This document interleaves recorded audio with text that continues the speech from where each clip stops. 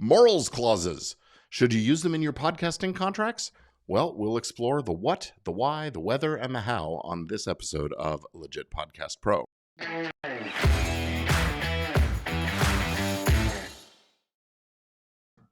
Welcome back to another episode of Legit Podcast Pro, the show that takes you behind the scenes of podcasting to explore the legal, ethical, and business aspects that shape this ever-growing industry.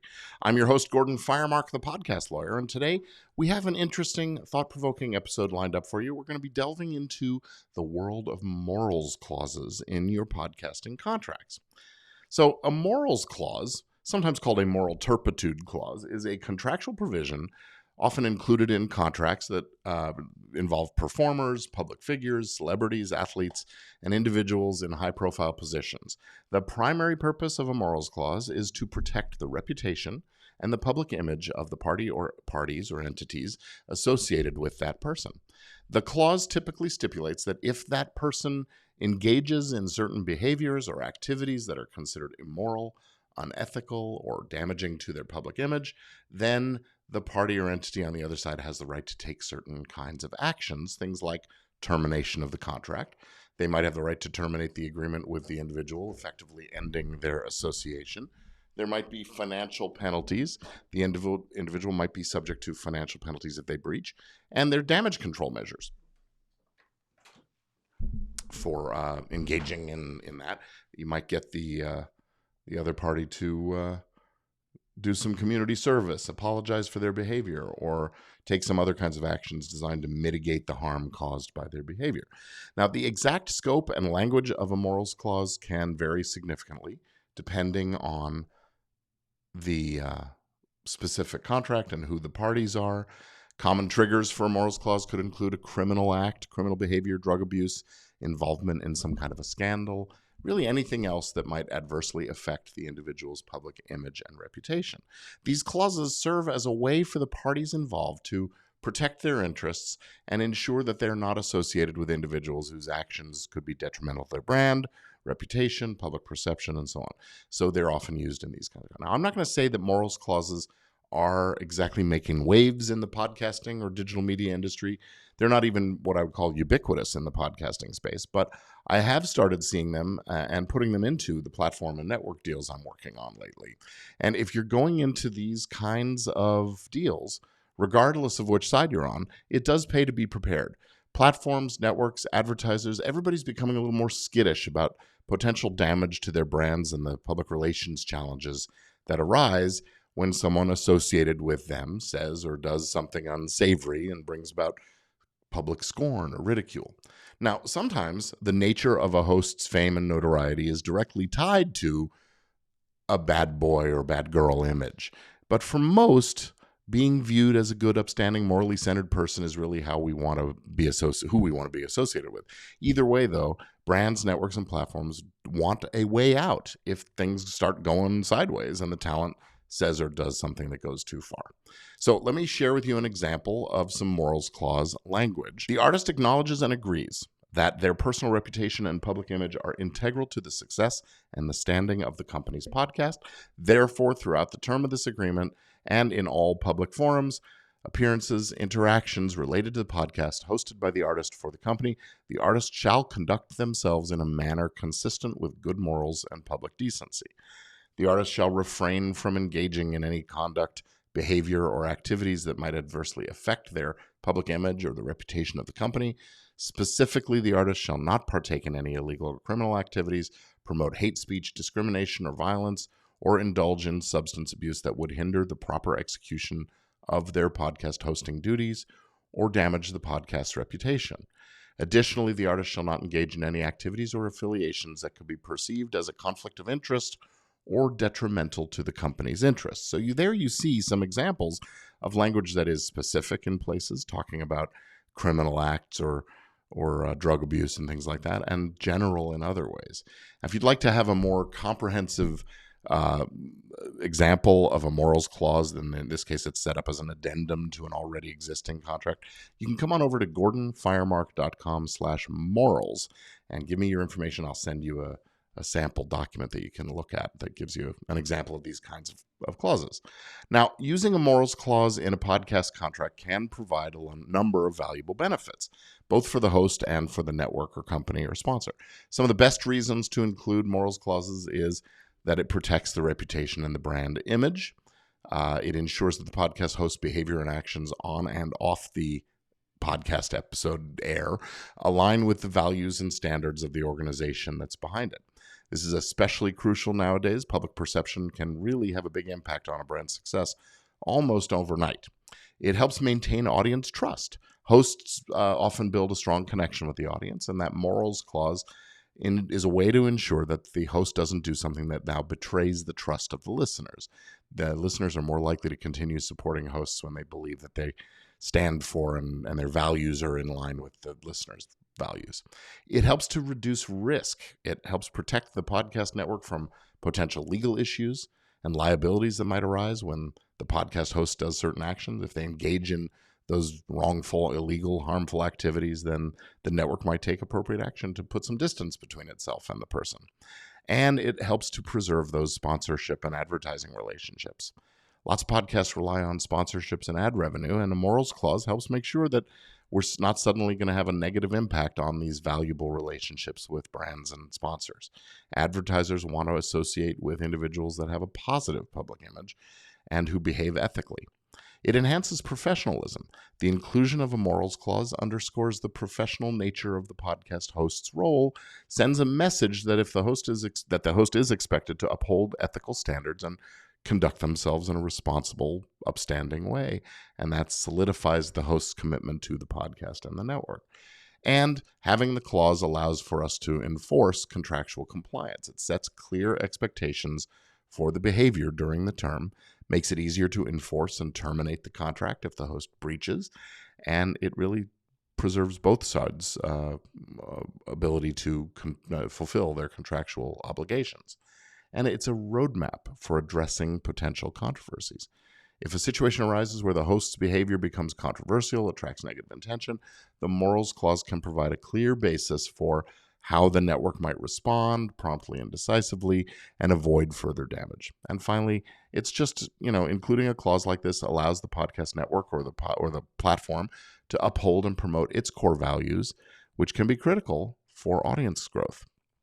And finally, look, overall, this is the kind of thing that is a protective measure. It benefits both the host and the network by ensuring a strong commitment to ethical conduct and positive brand image. A little story about an example of one of these things. Not long ago was working on a podcast deal for a religious organization that was hiring a host/producer. That host and producer was later charged with some spousal abuse. And the morals clause gave this organization the right to suspend that host, but to continue doing the show. So the show's still coming out. They had a new person doing the show. And then after those charges were dismissed, it turned out to be a bogus claim by an estranged spouse. The case was dismissed and the host was allowed to come back onto the show. But it gave the organization the cover it needed to not be, employing this person who was inconsistent or accused of being inconsistent with the organization's values. So look, including a morals clause in the host contract can offer a number of benefits. There are also some drawbacks and considerations to think about. Morals clauses can be really subjective and leave lots of room for interpretation and therefore potential disputes. What constitutes good morals or positive actions could be a thing. And what might adversely affect reputation can be open to a number of different views. It has a chilling effect on creativity sometimes. Hosts might feel restricted or hesitant to cover certain topics or engage in creativity due to the fear of accidentally violating that morals clause. And that stifles that natural expression and authenticity. So that could be a challenge. There could be legal problems. Enforcing a morals clause could lead to challenges, again, if that language isn't precise or the terms are too broad or ambiguous. And, it raises the question, well, what happens to innocent until proven guilty, right? So we have potential legal challenges there. There's risks on the public relations front. If the host is subject to a morals clause violation and is taken off the air, that could attract media attention and negative publicity for the host and the network, just on the fact that there was this enforcement was done. It's also inconsistent enforcement that can be a problem. You have to be consistent in how you enforce things. Different hosts and different situations need to be treated in a fair, equitable, and reasonable way. The network could be accused of favoritism or discrimination if it doesn't have a clear established approach and policy. And morals clauses are often drafted to cover specific behaviors, but then the unforeseen circumstances that don't fall within the scope of the clause still leave everybody without some clear guidance on what's to happen next and how to respond. It can also have an impact on the talent acquisition process. Some hosts, high-profile celebrity types, might be hesitant to sign a contract that has a morals clause. They may view it as an invasion of privacy or an infringement of their personal lives. Again, tying it closely to the show and in the image of the show, that might be a way to help, but it can be challenging to get some people to sign. It also adds a complexity to the contract process that might be troublesome, longer negotiation processes, more legal fees if you're using lawyers, those kinds of things. And having a morals clause in your contract today could become outdated or irrelevant just a few years from now as societal norms and values evolve and change, and we could have inconsistencies or just a lack of enforcement altogether that makes it sort of useless. And finally, the consequences might need to be clear. A morals clause might outline potential actions for various kinds of violations, but it might not specify which consequence applies in what circumstances, and there's room for that uncertainty. So it's really essential to draft the morals clause with clear, specific language that aligns with the values and objectives of the parties. And it's crucial that you engage in open communication with hosts about the intent and the implications before you sign. This kind of transparency and fairness in enforcing the clause really helps to strike a balance between protecting the network's interests and respect for the host's rights and creative freedom. This episode is brought to you by Easy Legal Forms and Templates for Podcasters. If you're a legit podcast pro, you want to protect your intellectual property and ensure that content is used appropriately. Easy Legal Forms and Templates for Podcasters can help. Our form store at podcastlawforms.com provides a variety of legal forms and templates specifically for podcasters, including host and co-host agreements, DMCA takedown notices, release forms, and much more. With these easy downloadable templates, you can customize the forms you need in just minutes. Plus, our affordable bundle and a la carte pricing makes it easy to get the protection you need without breaking the bank. Visit podcastlawforms.com today. Easy, legal, affordable forms and templates for podcasters. Podcastlawforms.com. So how do you navigate this discussion about a morals clause? You're hiring a host, you're hiring a co-host. This is a good use, by the way. If you're doing a show and you just bring on a co-host, you might want to include some morals language in your deal there. So you're bringing this person on, and really you've got to have the conversation. It requires open communication, transparency, sensitivity on everybody's part. So start off by getting it into the conversation early on. Talk about why you want the clause in there, what it aims to protect, and how it's going to do that, and the scope of things. What are the things that would trigger the morals clause? Be specific about what's unacceptable and might have consequences. Think about what will alleviate any ambiguity in the deal, avoiding misunderstandings later on. And allow the podcast host, the other party, to express their concerns or questions and work it out. Be open to conversation and compromise and addressing those reservations and giving them the reassurances they need. The goal is to achieve a mutual agreement, understanding by both parties of the language, the intent, and the purpose. So everybody should feel comfortable with the terms and make sure they're going to go forward on steady ground. And then, be open to negotiating the specifics, consider feedback, and find that balance. When you do include a clause, you have to do a consequence. The morals clause is essential.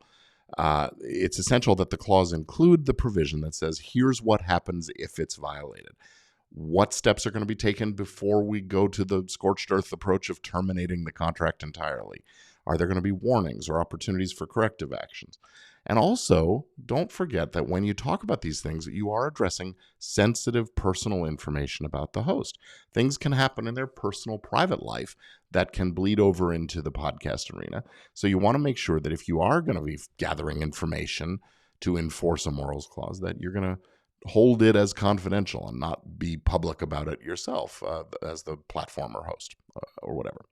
And finally, encourage the host or whoever you're asking to sign this to review the contract with their legal counsel.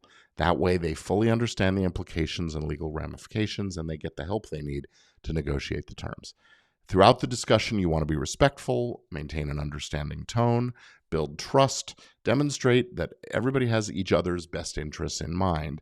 And it's a collaborative effort. It allows everybody to express their needs and concerns. Transparency, empathy, openness to compromise, you can make this happen. Crafting a fair and enforceable morals clause, as with lots of contract situations, what's essential is clarity. That means that using terms like good morals isn't really enough.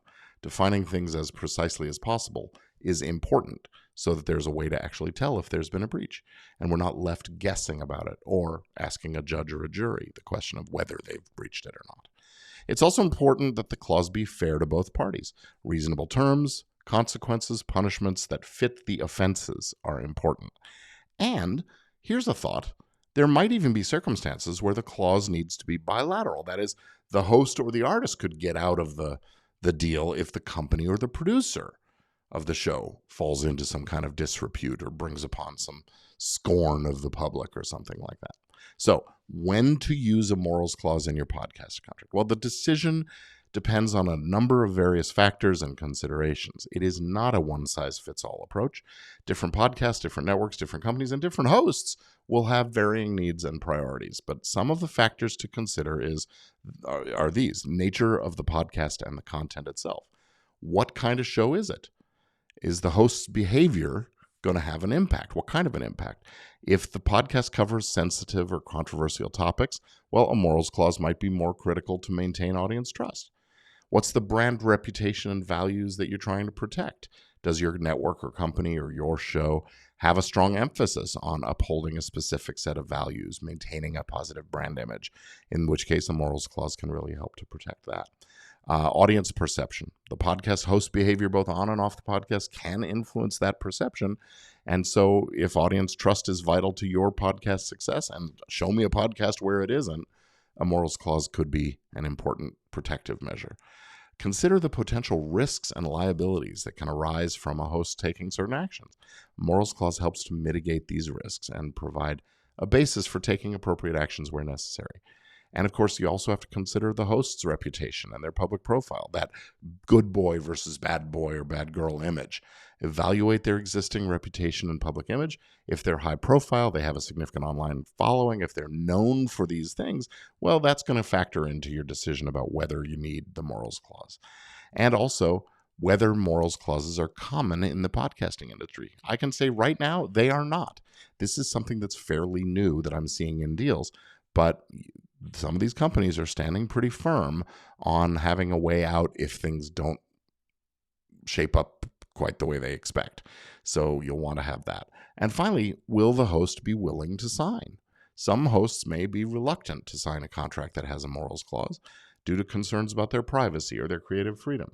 So be sure you consult with a lawyer, a legal counsel, to ensure that the language and scope of what you're doing is appropriate and enforceable.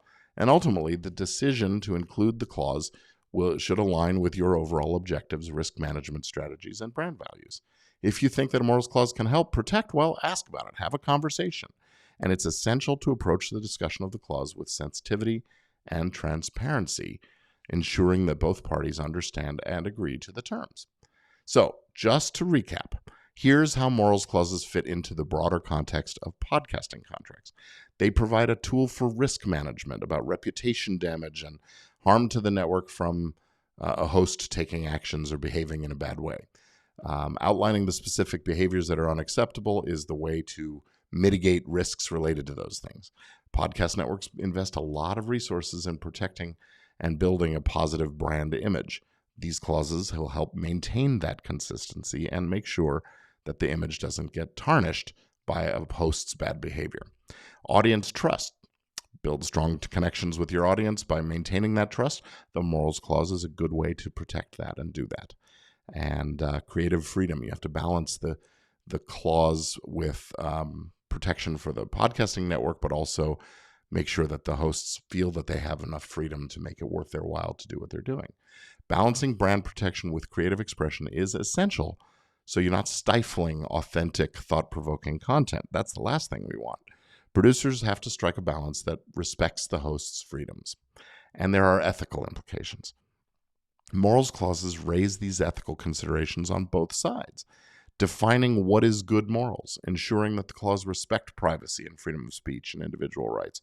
Again, it comes down to open communication and mutual understanding and agreement, navigating these ethical complexities to uphold these principles.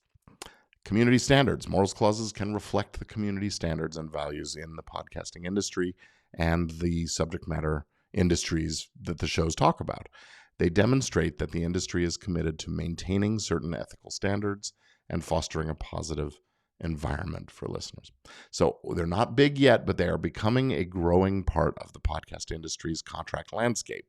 They serve as this mechanism for brand protection, risk management, and audience trust, but using them does require careful consideration to strike a balance between protecting network interests and host creative freedom and ethical rights.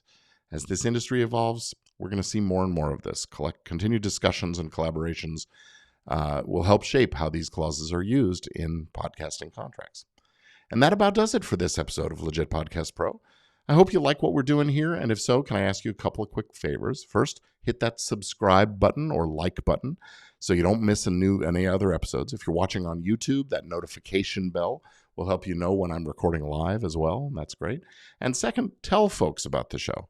Like, share, and point people our way. That's how we reach more folks and make the world of podcasting a better, safer place for everyone. And that's going to do it. To conclude this episode, I'm Gordon Firemark, the podcast lawyer, and this has been Legit Podcast Pro. I'll see you again next time.